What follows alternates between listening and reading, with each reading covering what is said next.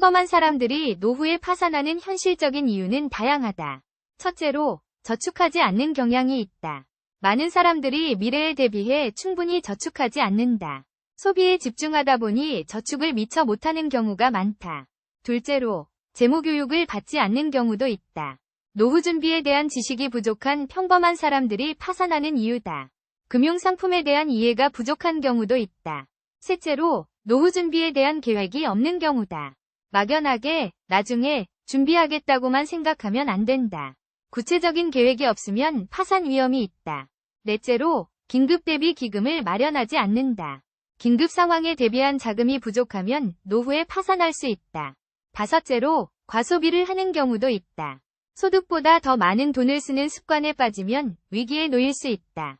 여섯째로, 높은 생활 수준을 유지하는 경우도 문제다. 이해할 수 있는 수준의 생활을 유지해야 한다. 일곱째로, 부동산 투자 등 위험한 투자에 손을 대는 경우다. 노후 자금은 안전하고 안정적인 투자가 중요하다. 여덟째로, 임금이 좋다고 해서 무분별하게 지출하는 경우도 있다. 고소득자라고 해도 적절한 관리가 필요하다.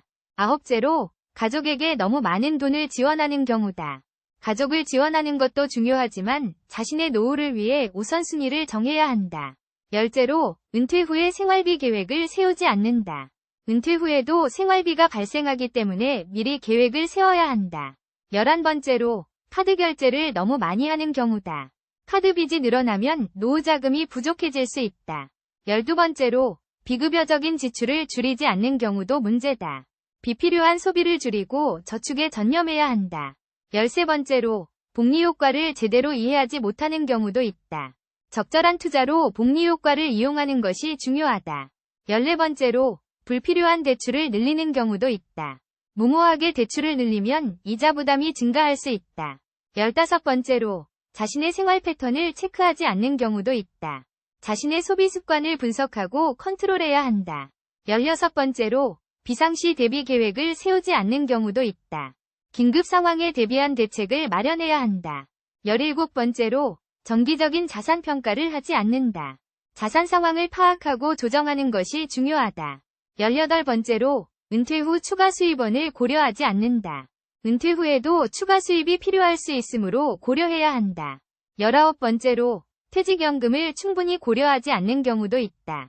퇴직연금의 중요성을 인식해야 한다. 20번째로, 미래 계획이 현실적인지 확인하지 않는다. 손해를 보지 않기 위해 현실적인 계획을 세워야 한다. 21번째로, 노후 자금을 효율적으로 운용하지 않는 경우도 있다. 자금을 효율적으로 운용하고 증식시키는 방법을 알아야 한다.